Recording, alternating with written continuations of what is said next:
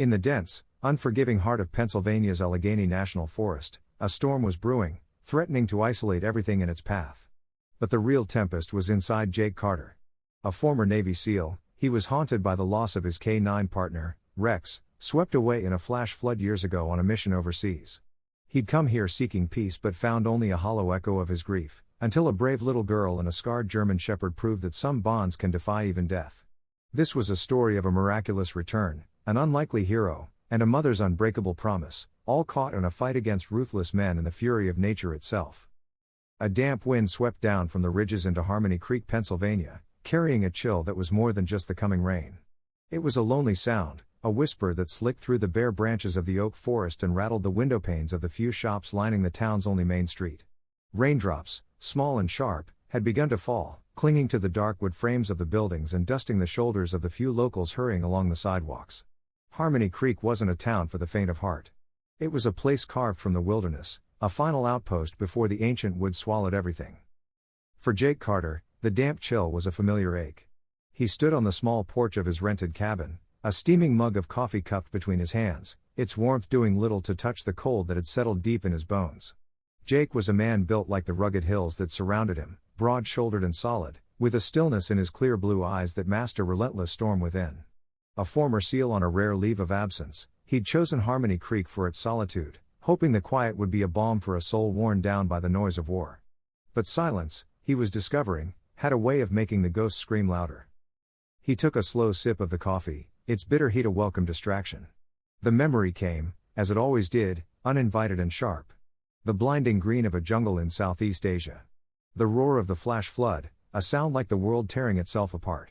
And the last, desperate bark of his partner, Rex, a magnificent German shepherd, all lean muscle and unshakable loyalty, his amber eyes always locked on Jake.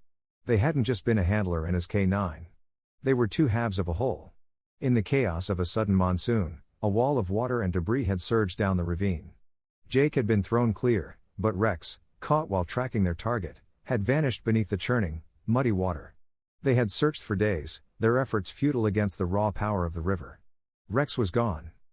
The official report listed him as missing in action, a hero lost in the line of duty. But for Jake, it was a wound that refused to heal. He had given Rex the order to cross that ravine. He was the one who survived. The guilt was a shadow that followed him, even here, thousands of miles away. He finished the coffee and set the mug down with a thud. The solitude he'd sought was becoming a cage, every quiet moment filled with the echo of a bark he would never hear again.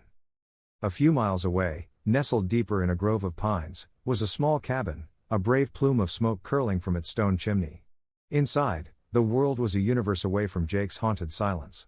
It was a space filled with the smell of cinnamon and wood smoke, a small, warm fortress against the encroaching damp.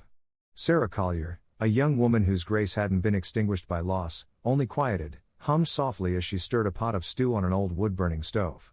Her hands, though gentle in their work, were calloused from chopping wood and tending to the life her husband had left behind. He had been a park ranger, lost to a sudden rockslide the previous fall. Her face, framed by wavy dark hair, was often serious, but when she looked at her daughter, a light returned to her soft brown eyes. Mia Collier, her daughter, was 7, with wide, inquisitive eyes and a spirit as bright as the weak sun trying to pierce the clouds. She sat at the heavy wooden table, crayons clutched in her small hand, her brow furrowed in concentration as she drew a picture of a forest filled with smiling animals. "Is it almost ready, Mom?" Mia asked, not looking up from her masterpiece. "Almost, sweet pea," Sarah replied, her voice warm. "Just a few more minutes. Are you hungry?" Mia nodded, and then her expression turned secretive. She glanced toward the pantry, her eyes darting. Can I save some for later?" Sarah smiled knowingly. "For your friend?" Mia's head snapped up, her cheeks flushing. "He gets hungry, too." Sarah's smile softened. She didn't fully understand her daughter's secret, but she trusted her. A few weeks ago, Mia had started talking about a friend in the woods. At first, she'd assumed it was an imaginary friend, a way of coping with the loneliness. But then she'd noticed small portions of food disappearing, a piece of bread, a few scraps of meat. She knew better than to push. Mia would tell her when she was ready. For now, it was enough to know her daughter had found a source of comfort in the vast, quiet woods that had taken so much from them. Once the stew was ready and they had eaten, Mia carefully wrapped a piece of beef and a thick slice of bread in a napkin. She pulled on her bright red rain jacket, her small face a mask of determination. "Be careful," Sarah called from the doorway, watching her daughter's small form disappear into the misty rainfall. "Don't go past the old oak." "I won't," Mia's voice floated back, already muffled by the trees. Mia's heart beat a little faster with each step. This was her secret, a special magic that belonged only to her. She followed a nearly invisible path, her boots squishing in the damp earth until she reached a small clearing sheltered by a ring of ancient hemlocks. She stopped and waited, her breath puffing out in small white clouds. After a moment, a shape emerged from the shadows. It was a large German shepherd, his coat the color of twilight, his movements slow and careful. Scars marked his powerful body, and one ear drooped slightly, giving him a perpetually weary look. But it was his eyes that had captured Mia's heart. They were a deep, intelligent amber, and they held a sadness so profound that Mia felt it in her own chest. To her, he wasn't a stray. He was Ghost, a quiet, gentle giant who seemed to understand things no one else did. He stopped a few feet away, watching her with those soulful eyes. He never came too close, never begged. He simply waited. "I brought you dinner," Mia whispered, her voice full of affection. She carefully unwrapped the bundle and placed it on a flat rock. "My mom made stew. It's really good." The dog took a step forward, his nose twitching. He looked at the food, then back at Mia, a silent question in his gaze. "It's for you," she said, taking a small step back to give him space. "You have to eat to stay warm." He ate quickly, but with a strange dignity, his powerful jaws making short work of the offering. When he was done, he licked the rock clean, then looked at her again. He didn't wag his tail or bark. He just stood there, a silent acknowledgement passing between the small girl and the wounded animal. Mia felt a surge of love for him. She knew with the certainty only a child can possess that this sad, scarred dog was her friend. He was lost, just as she sometimes felt, and in this small clearing, for a few moments each day, they were lost together. After a few minutes of silent companionship, the dog turned and melted back into the trees, disappearing as quietly as he had arrived. Mia watched him go, a small smile on her face before she turned for home, her red jacket the only spot of color in the gathering gray of the evening. She didn't know his real name, or where he had come from, or why he was so sad. She only knew that he needed her, and that was enough. The next few days passed in a quiet, damp rhythm. Jake tried to lose himself in the simplicity of Harmony Creek. He split wood until his muscles burned, the clean scent of pine a sharp contrast to the jungle rot of his memories. He took long, punishing runs on the muddy trails that branched off from his cabin, hoping to outrun the ghosts that paced him. But the wilderness here was different. It was ancient and alive, and its silence seemed to be holding its breath, waiting. It was on one of those runs, as the afternoon sun cast long, green-tinged shadows through the trees, that his world tilted on its axis. He'd gone farther than usual, following a game trail that wound deep into an oak forest, their bare trunks like silent sentinels. He slowed, his breath smoking in the cool air when he heard it, a child's whisper on the wind. Instinct took over. Jake moved without thinking, melting behind the broad trunk of a pine, his movements fluid and silent. He peered through the thick branches into a small, sheltered clearing. There, in a scene of impossible tenderness, was the little girl from the cabin, Mia. She was kneeling in the damp leaves, her red jacket a vibrant splash of color against the brown earth, carefully placing a small, cloth-wrapped bundle on a rock. And then he saw who she was talking to. A German shepherd emerged from the tree line, moving with a familiar, careful gait. The animal was older, scarred, his salt and pepper coat thickened with the resilience of a survivor. But it was the details that made Jake's breath catch in his throat. A sharp, painful gasp. A faint, silver scar that cut through the fur above his left eye. A mark from a training accident in Virginia. A slight, almost imperceptible limp in his right hind leg, the result of a fall during a mission in the mountains of Yemen. Jake's mind reeled. It couldn't be. It was impossible. Rex was dead, lost under a mountain of water and mud halfway around the world. This was a trick of the light, of grief, of a mind desperate to see a ghost. But then the dog lifted his head, his amber eyes scanning the perimeter, his posture alert, professional. It was a look Jake had seen 1,000 times, the practiced vigilance of a career K9. The way he held his head, the subtle shift in his weight, it was all Rex. Every instinct, every fiber of his being screamed the name he hadn't dared to speak in years. He remained frozen, watching as the little girl whispered to the dog, her voice filled with a clean, uncomplicated love. And he saw something he never thought he'd see again. The dog, his dog, relaxed his posture ever so slightly, a sign of trust that Jake knew was earned, never given freely. He ate the food she offered, then sat quietly, a silent guardian in the fading light. A storm of emotion crashed over Jake. Shock, disbelief, a wild, soaring hope that was terrifying in its intensity. He wanted to step out, to call his name and see if those ears still pricked at the sound of his voice, but he held back. The dog was wary, a survivor who had clearly learned to distrust the world. And the girl, he couldn't frighten her. He couldn't shatter this fragile piece of peace she had made with a ghost. A new feeling began to take root in his chest, pushing back the grief. It was a fierce, primal sense of protection. This girl, this child with the kind heart, had been caring for his partner. She and her mother, living alone in this vast wilderness, had offered sanctuary and kindness to a piece of his soul he thought was lost forever.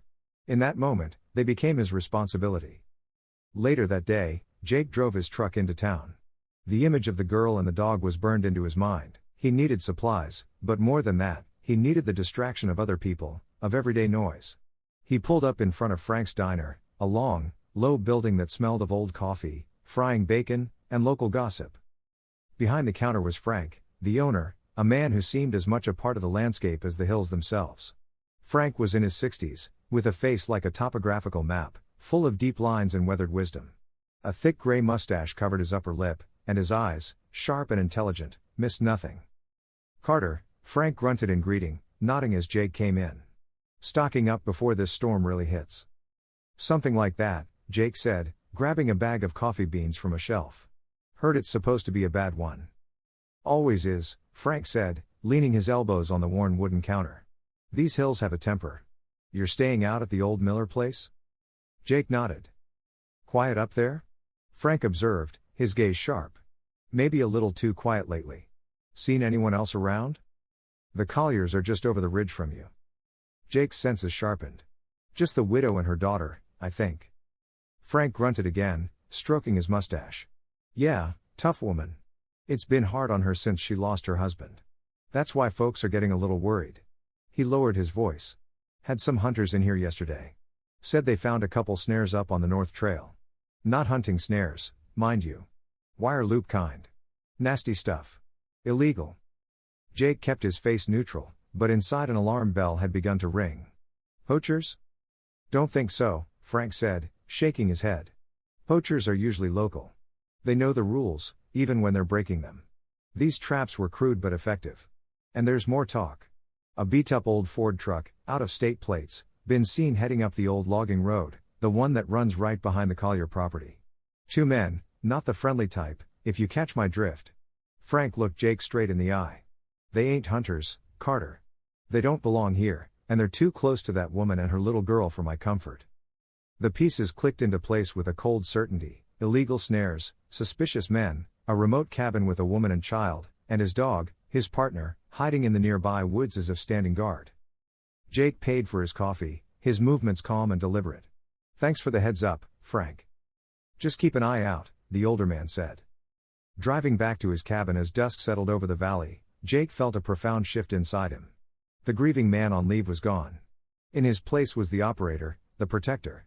The quiet he'd sought in Harmony Creek was no longer a comfort. It was a vulnerability. He looked out at the darkening tree line, at the endless expanse of woods and shadow. He wasn't here just to heal anymore. He was here on a new mission. Rex was here, and he wasn't going to lose his partner again. The storm did not arrive gently. It descended on Harmony Creek like a shroud, swift and absolute. The sky, which had been a pale gray, turned a dark, bruised purple. The wind, once a whisper, began to howl, a low, menacing sound that tore through the pines and sent sheets of rain lashing against the windows. The temperature dropped, and the world outside the cabin dissolved into a churning, watery chaos. Inside their home, Sarah Collier had lit the oil lamps, casting a warm, flickering glow that pushed back against the encroaching darkness. The rhythmic crackle of the fire in the hearth was a comforting heartbeat against the rising fury of the storm. "Mom," Mia said, her small face pressed against the cold glass of the window. "Do you think Ghost is okay? He'll be so cold and wet." Sarah came and knelt beside her daughter, wrapping an arm around her small shoulders. "Your friend is smart, Sweet Pea. He's a creature of the forest. He knows how to find shelter. I'm sure he's curled up somewhere warm and safe." But as she said the words, a thread of unease coiled in her own heart. The intensity of this storm felt different, more menacing than the usual autumn squalls. The isolation of their cabin, normally a source of comfort and independence, suddenly felt like a profound vulnerability. She drew the thick curtains, shutting out the raging tempest, trying to reinforce the fragile illusion of safety within their four walls. Across the ridge, Jake Carter stood watching the same storm. But he saw something entirely different. Through an operator's eyes, he saw tactical cover. He saw isolation. He saw an environment where the unprepared would perish and the ruthless would thrive. Frank's words from the day before echoed in his mind, a low, persistent drumbeat of warning, illegal snares, an out-of-state ford, two men, not the friendly type. His intuition, an instinct honed over years in the world's most dangerous places, was screaming at him. He tried to dismiss it as hypervigilance, a side effect of a life lived on the edge. But he couldn't shake the image of Mia's red jacket against the forest floor, or the protective, weary posture of the dog he was almost certain was Rex. They were out there, just over the ridge, in a cabin that was little more than a wooden box against the storm's fury. He checked his satellite phone. No signal. The storm was too dense. They were all cut off. The men Frank had warned him about were not seeking shelter from the storm. They were using it. Two figures, bulky in wet weather gear, moved through the blinding rain with grim purpose. The first, a hulking man named Mitch, was all brute force, his face set in a permanent scowl of impatience. He kicked at a muddy puddle, swearing under his breath. "Can't see a damn thing, Caleb," he growled, his voice a low rumble. "You sure this is it?" The second man, Caleb, was leaner, his movements more precise. He pulled down the hood of his slicker, revealing thin lips and cold, calculating eyes that missed nothing. He was the brains, Mitch the muscle. "This is it," Caleb said, his voice calm and detached. "Isolated, no close neighbors. Perfect place to hold the merchandise for a day or two until the road's clear. The woman and the kid are a bonus. Insurance, in case the local law gets curious." Mitch grinned, a cruel, predatory smile. "Insurance? I like that." They reached the edge of the clearing where the Collier cabin stood, a single point of warm light in the chaos. For a moment, they watched the smoke curl from the chimney, a symbol of a life they were about to shatter.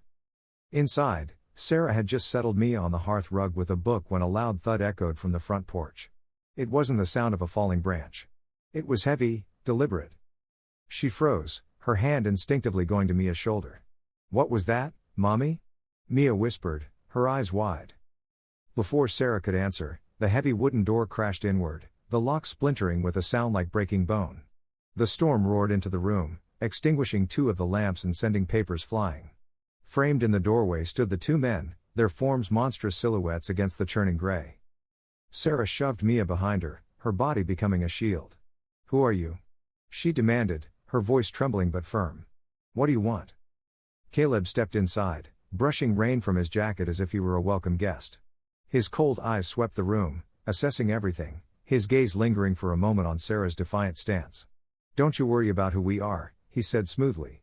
"Just think of us as your new guests. We need a place to wait out the storm, and you and the little one are going to make sure we're not disturbed."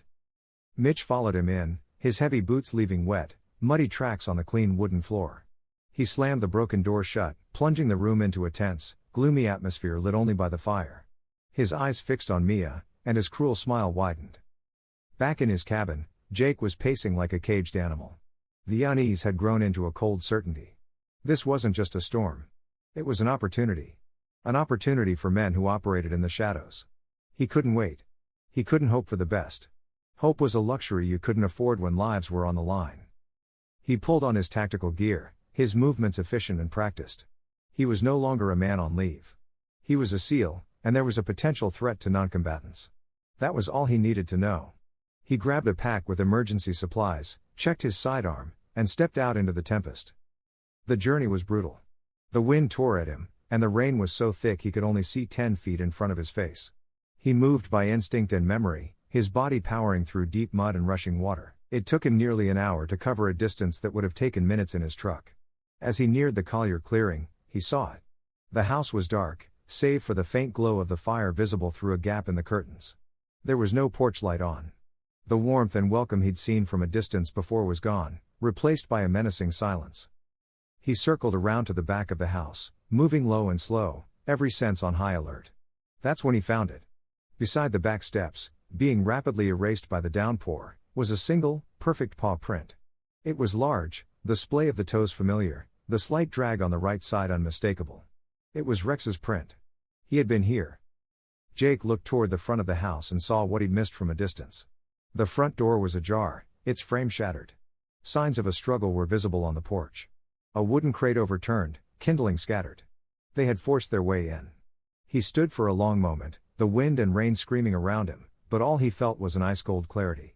The men were here. They had Sarah and Mia, and Rex had been here when it happened. The mission had found him, and he would bring them back. The splintered wood of the doorframe was a declaration of war. Standing in the deluge, Jake felt the chill in the air, not as cold, but as a clarifying force. The grief that had haunted him for years receded, replaced by a razor-sharp, cold focus. This was no longer about the past. This was about now. It was about them. He knew he couldn't go in blind. The men inside were professionals of a sort, brutal but organized. He needed an edge. He needed his partner. He backed away from the house, melting into the thick curtain of rain, his eyes scanning the chaotic shadows of the surrounding forest. Rex, he whispered. The name was a puff of condensation snatched away by the wind. It was more a prayer than a command. He didn't have to wait long.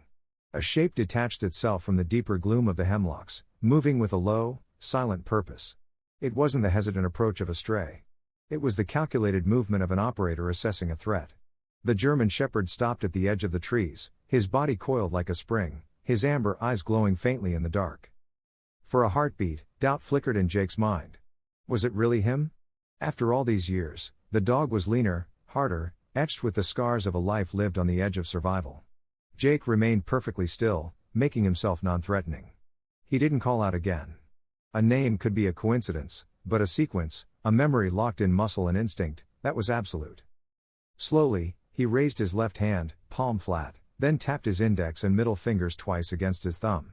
It was a silent command, a non-verbal signal they had developed for stealth operations in the tight confines of Afghan villages. It meant, guard the rear. Circle wide and secure the perimeter. The dog's reaction was instantaneous and electric. His ears flattened. His body shifted, dropping lower into a tactical stance. He didn't bark. He didn't run to Jake. He obeyed. The dog began a slow, silent circle around the cabin's perimeter. His nose was to the ground, his eyes scanning every shadow, every angle.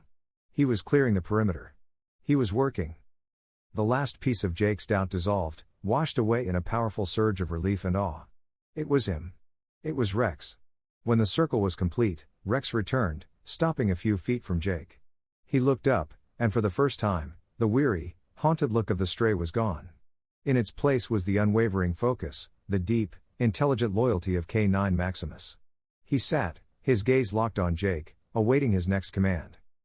Jake sank to one knee in the mud, the cold seeping through his pants unnoticed. He reached out a hand, not to pet, but to reaffirm. "Hey, buddy," he said, his voice thick with emotion. "Hey, Rex. You came back." Rex pressed his head into Jake's hand, a low whine vibrating deep in his chest. It was a sound of recognition, of years of shared history, of a bond that not even a mountain of water could break. The reunion was silent, powerful, and complete. But there was no time for sentiment. Jake stood, his mind already shifting back to the mission. "All right, partner. They've got a woman and a child. We're going to get them back." He pulled out his satellite phone, turning his back to the wind to shield it. He knew a signal was a long shot, but he had to try. After several failed attempts, a single, weak bar flickered to life. He punched in the emergency number for the local sheriff's department. The voice that answered was calm and gravelly, tinny with interference. "Sheriff's Department, Thompson speaking." "This is Jake Carter," Jake said, his words clipped and precise. "I'm a former SEAL on leave, staying at the Miller place. I'm at the Collier residence, North Ridge. There's been a break-in. A woman, Sarah Collier, and her daughter, Mia, have been taken." There was a pause on the other end of the line. The silence was filled only by the crackle of the connection. Jake could picture the man on the other end. Sheriff Thompson, probably a local, 50s, a man who knew these hills and their dangers. "Carter," Thompson's voice came back, cutting through the static. "The storm's got everything shut down. The roads are washing out. I can't get a vehicle up that ridge until this lets up. Could be morning." "I understand, Sheriff," Jake said, "but these guys are professionals. They're using the storm for cover. They won't wait for morning. They're holding the family and they're on the move. How do you know this? Thompson asked, his tone skeptical but not dismissive. I'm on the trail, Jake replied, his eyes dropping to Rex. They're heading east, toward the old logging road. I'm going after them. Another pause. Son, you go in there alone. In this storm, you're gonna be a second victim, not a hero. Wait for us. With all due respect, Sheriff, waiting is not an option, Jake said. And I'm not alone. I've got my partner. He glanced down at Rex, who sat patiently, his focus absolute. Just get your team ready. Head for the old logging road the second you get a break. I'll try to slow them down. Leave a trail if I can. Before Thompson could argue, the signal died. The connection was severed by the storm. It didn't matter. The call was made. The official channels were notified. But Jake knew the truth. They were on their own. He looked at Rex. All right, buddy. Just like old times. Find him. It was the one-word command that had launched 100 missions. Rex needed no further instruction. He dropped his nose to the rain-soaked ground, casting back and forth for a moment, sifting through the scents of pine, wet earth, and falling rain. Then he found it, a clear, strong trail of the intruders and their captives. His body tensed, and with a quiet confidence that sent a surge of adrenaline through Jake, he moved off into the tempest. Jake followed, falling into the familiar rhythm of moving behind his partner. The wind howled and the rain fell in a solid white sheet, but they were no longer two separate beings lost in a storm. They were a team again, a single unit moving through the chaos. They were a weapon, honed and ready, and they were going hunting. The world beyond the beam of Jake's headlamp was a roaring, white void. Rain whipped at them horizontally, stinging any exposed skin like 1,000 tiny needles. For any other man, tracking in these conditions would have been impossible. But Jake wasn't any other man, and he wasn't alone. He was following Rex. The German Shepherd moved ahead of him, a dark, fluid shape against the gray murk. His body was a living compass. He wasn't just following a scent. He was reading the story the storm was trying to erase. A displaced rock here, a broken branch there, the faintest depression in a mud bank where a heavy boot had sunk. Rex missed nothing. The bond between them was an invisible, silent tether. When Rex paused, Jake froze. When Rex veered left, Jake followed without question. After what seemed like an eternity, Rex stopped short. He stood at the edge of a dense thicket of spruce, his head low, one front paw lifted slightly off the ground. It was the signal for contact imminent. Jake crouched beside him, peering through the storm. Ahead, almost invisible through the swirling rain, was the skeleton of a structure. An old, dilapidated hunting lodge, its roof sagging under the weight of countless seasons. A weak tendril of smoke escaped its chimney, instantly torn apart by the wind. It was a miserable, forgotten place. The perfect hideout. Jake put a hand on Rex's back, a silent command to stay and hold. He pulled a compact set of binoculars from his pack and began a slow, methodical scan of the area. The lodge had one door, one window, no visible vehicle, but there was movement. Huddled on the leeward side of the cabin, trying to escape the worst of the wind, was a man. He was a new face, not one of the two from the Collier house. This one was wiry and agitated, with a thin, unshaven face and nervous eyes that constantly darted into the darkness. He held a rifle loosely, more like a burden than a weapon, and stamped his feet, cursing the cold under his breath. He was the sentry, an amateur, Jake noted with cold satisfaction. Cocky and careless. Jake backed away, rejoining Rex in the deeper shadows. The plan formed in his mind, clean and efficient. He couldn't risk a firefight. They didn't know Mia's exact condition. He had to neutralize the guard and create a diversion. He had to be a ghost. He knelt beside Rex, his face close to the dog's ear. Rex, he whispered, his voice low. Watch. On my signal. Make noise. He pointed to the far side of the cabin, near a leaning stack of old, rusted barrels. Rex gave a nearly inaudible whine, his entire body vibrating with focused energy. Jake moved, circling wide through the trees, using the roar of the storm to mask the sound of his approach. The sentry was miserable, his attention focused on his own discomfort. He never saw the shadow detach itself from the tempest behind him. Jake moved with a terrifying, liquid grace. One arm snaked around the man's neck, cutting off his air supply, while the other secured the rifle. The sentry's surprise was a choked gurgle, his body flailing for a second before going limp in Jake's hold. Jake gently lowered the unconscious man into a muddy ditch, taking his radio and securing his hands behind his back with a zip tie.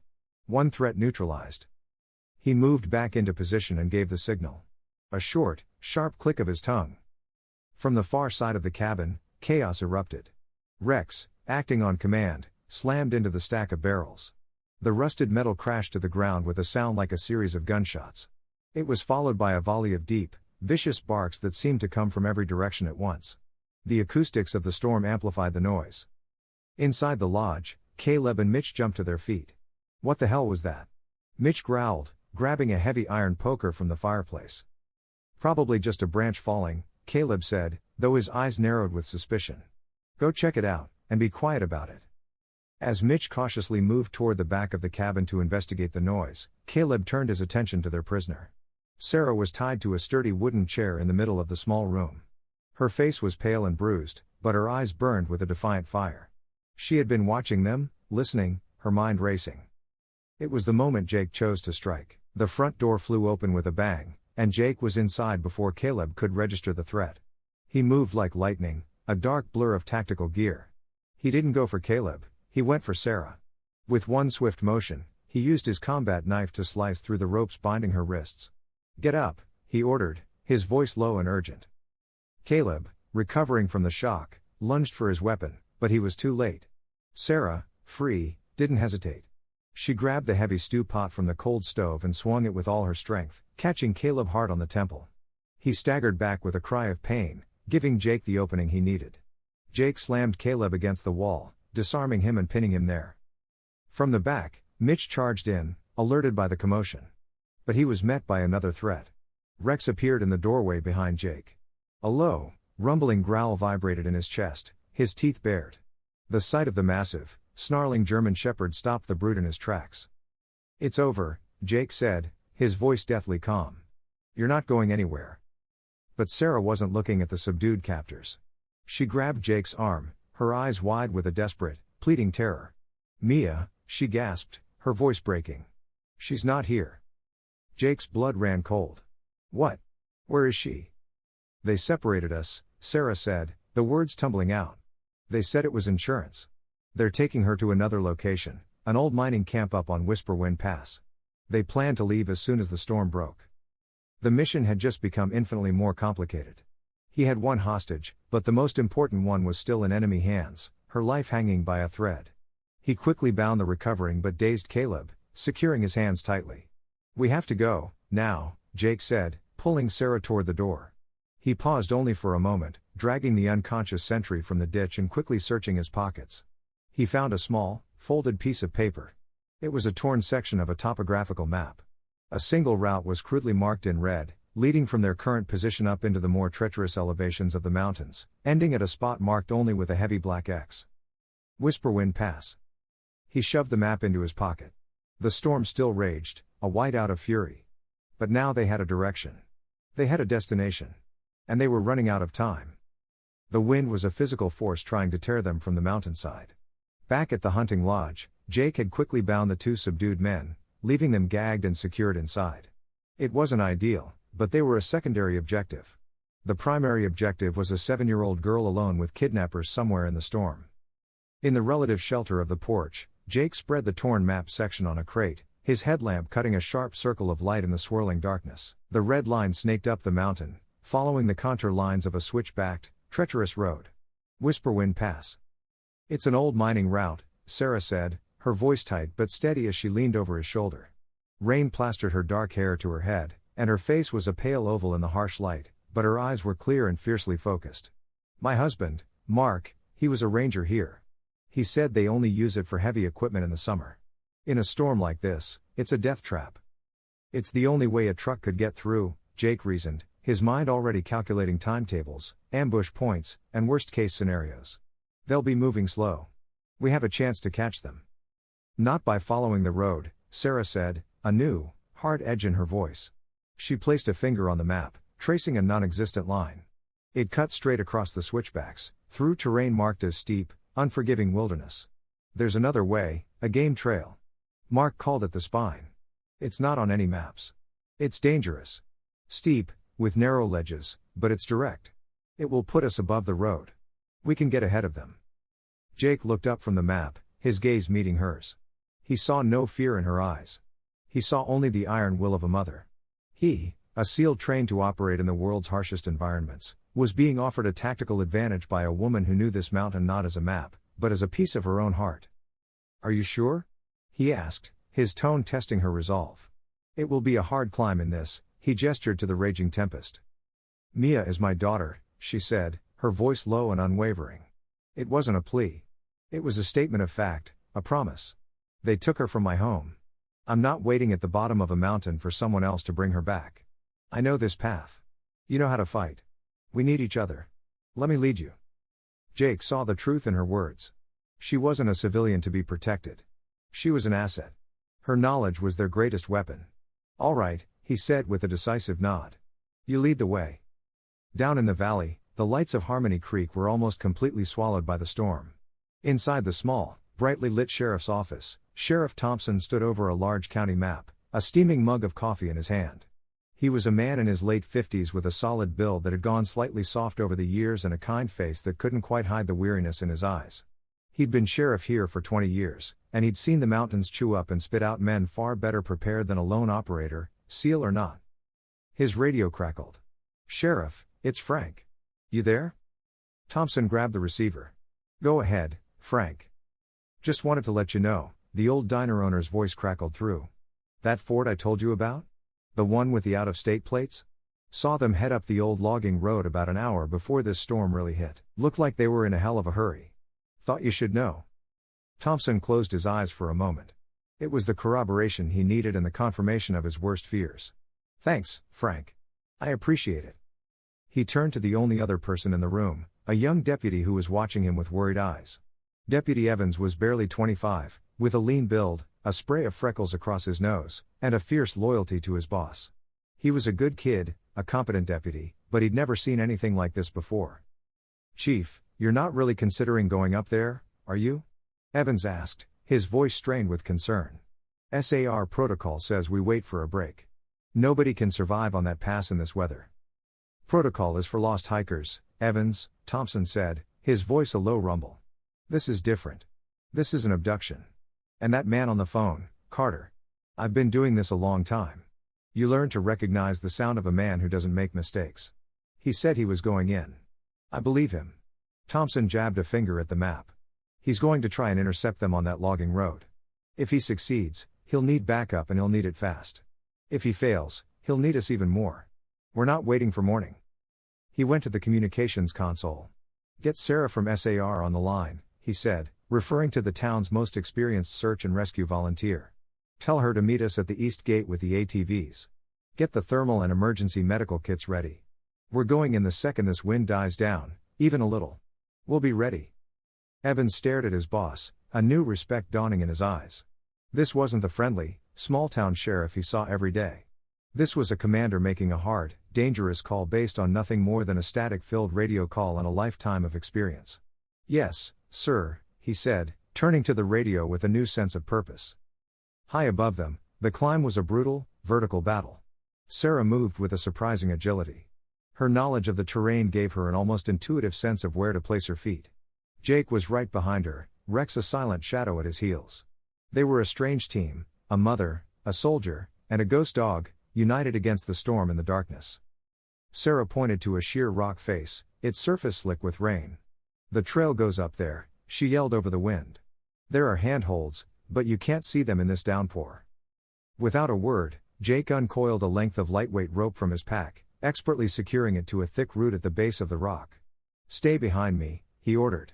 He began to climb, his movements economical and powerful, finding purchase where there seemed to be none. When he reached the top, he anchored the rope and signaled for her to follow. She scrambled up, her movements fueled by a desperate, adrenaline-fed strength. Rex, unable to scale the rock face, found his own path, scrambling up a steep, muddy gully to the side, rejoining them at the top as if he had simply materialized from the storm. They reached the top of the ridge, exhausted, soaked, but victorious. They were above the logging road. Jake crawled to the edge, peering down through a momentary gap in the rain. And there it was. Far below, a pair of headlights cut a slow, cautious path through the darkness, crawling along the road like a wounded insect. They had done it. They were ahead of them. He looked at Sarah, her face illuminated by the swirling mist, her eyes fixed on the distant lights with a terrifying intensity. She had kept her promise. Now it was his turn to keep his. The wind on the ridge was a tangible predator, howling with a voice that seemed to come from the throat of the mountain itself. Below them, the headlights of the Ford truck were too small, defiant eyes against a universe of black and gray. They were close. Too close. There! Sarah yelled, her voice nearly snatched away by the gale. She pointed not at the road, but at the steep, rain-soaked embankment directly above it. See that old oak? The big one leaning over the edge. Its roots are shallow. Mark always said a big storm could take it down. Jake's eyes followed her gesture. He saw it immediately. A massive, long-dead oak tree, held in place by a tenuous grip of earth and saturated rock. It was perfectly positioned above a narrow point in the road, a place where the mountain crowded in on one side and a sheer drop-off claimed the other. It wasn't just a dead tree. It was a ready-made ambush, a natural deadfall. "That's our choke point," Jake said. The words were a statement of grim certainty. "We can block the road." There was no time to waste.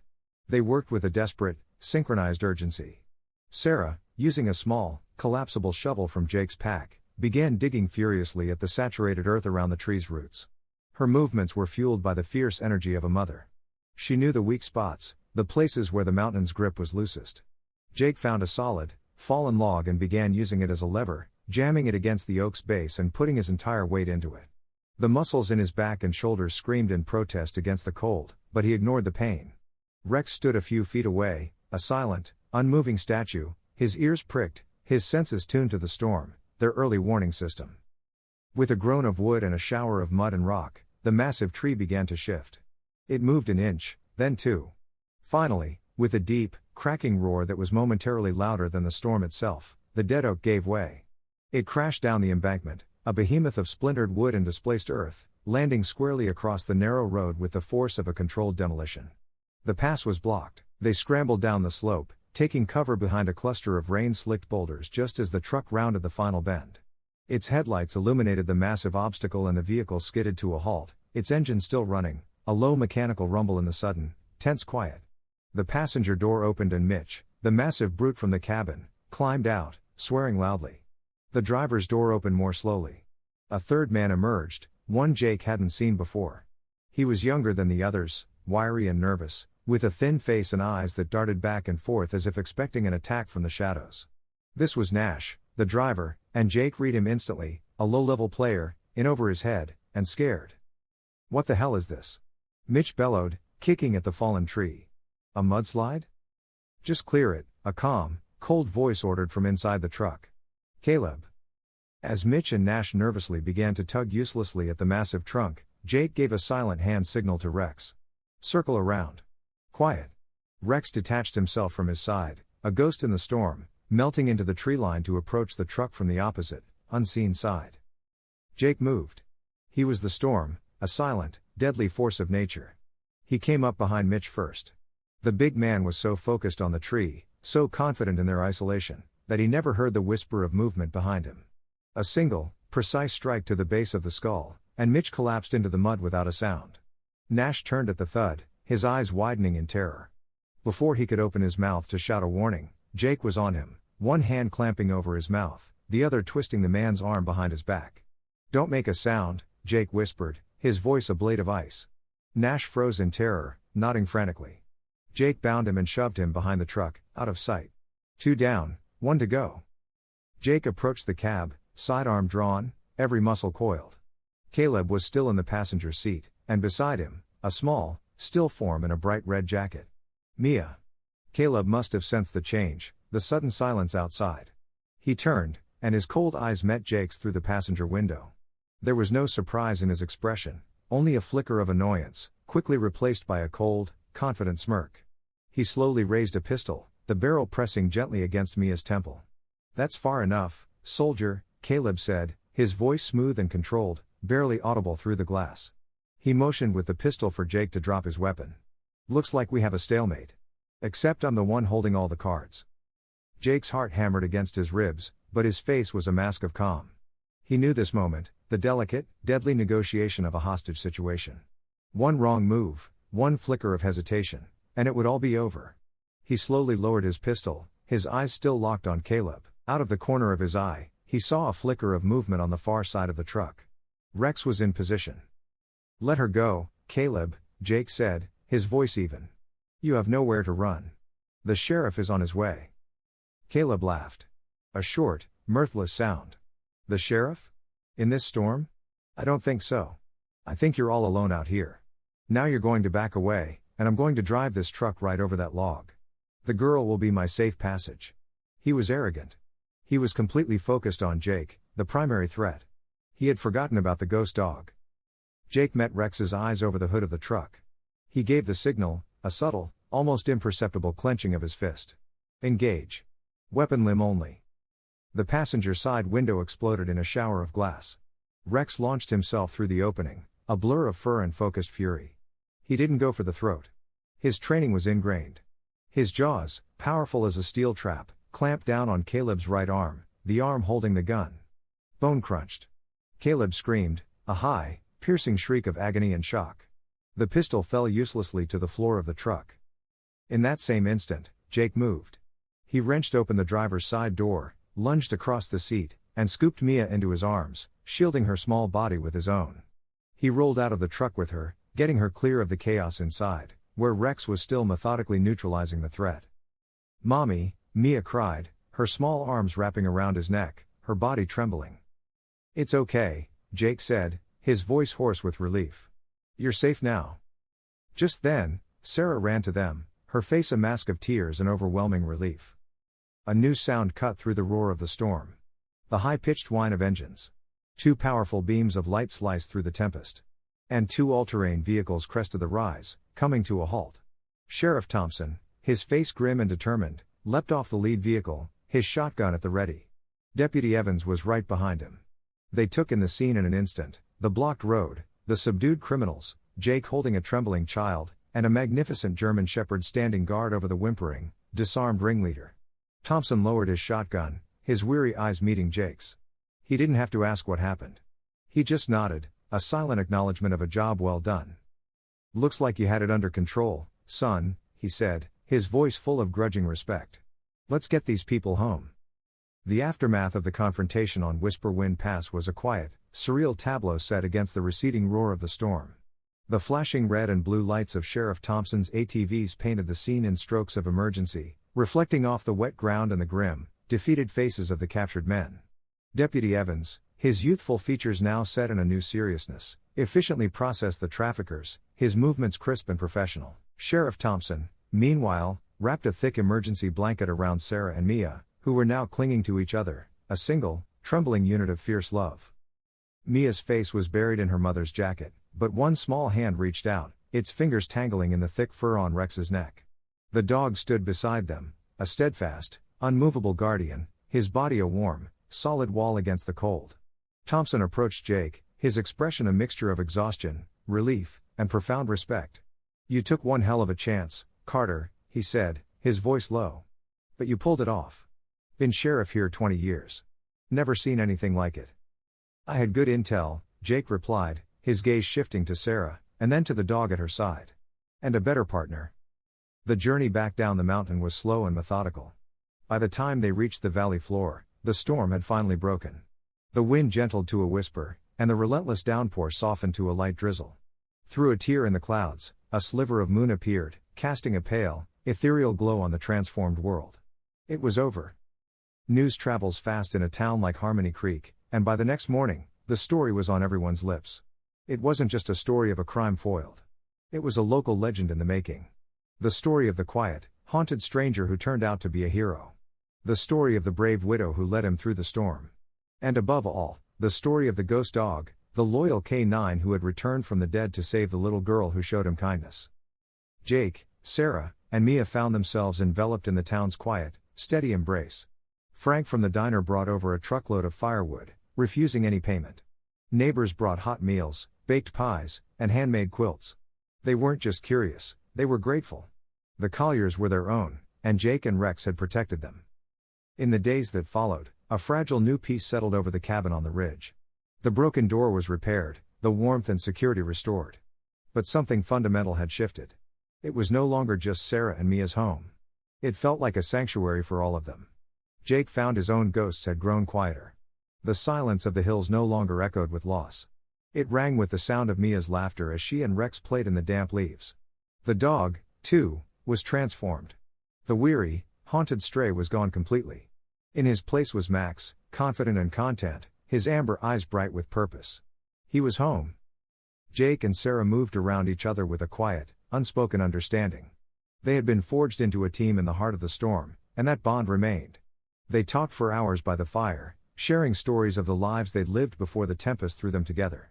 His, of rigid discipline and constant danger; hers, of simple joys and sudden, devastating loss. They found a solace in each other that both had stopped looking for. A week after the rescue, a formal, official-looking email arrived in Jake's inbox. His leave was over. His orders were to report to Coronado for a new assignment. The words on the screen felt like a summons from another life, a world of sand, steel, and endless conflict. He stood on the porch, the crisp air sharp in his lungs, and looked out at the hills, now brilliant and majestic under a clear blue sky. He could go back. It was all he had ever known. He was a SEAL. The mission was his creed.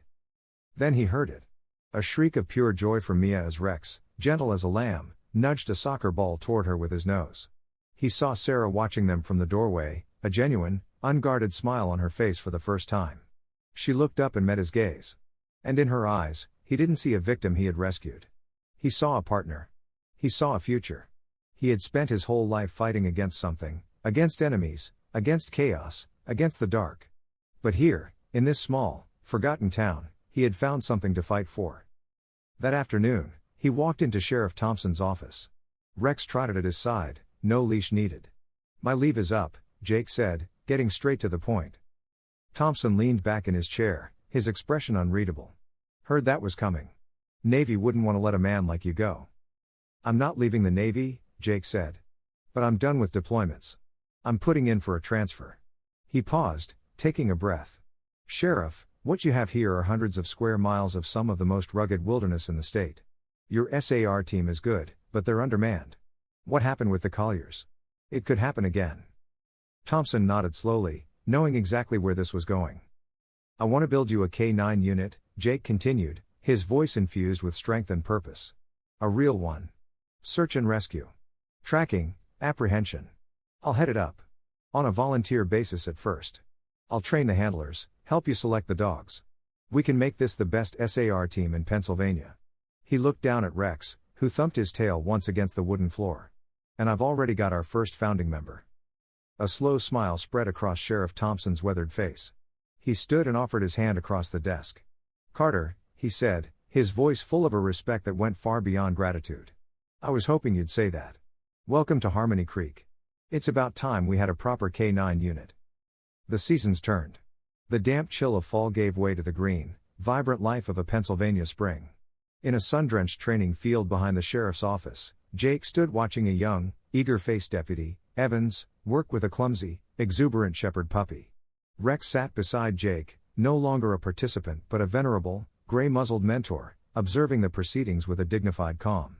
A little ways off, Sarah sat on a picnic blanket, a book open in her lap, though her eyes were on the training field. Beside her, Mia was meticulously drawing in a sketchbook.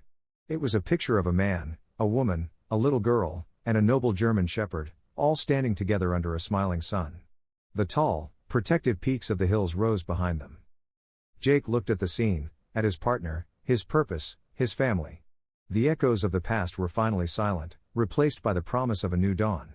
He had been a man lost in a storm of his own making, but a mother's promise and a dog's unwavering loyalty had led him home.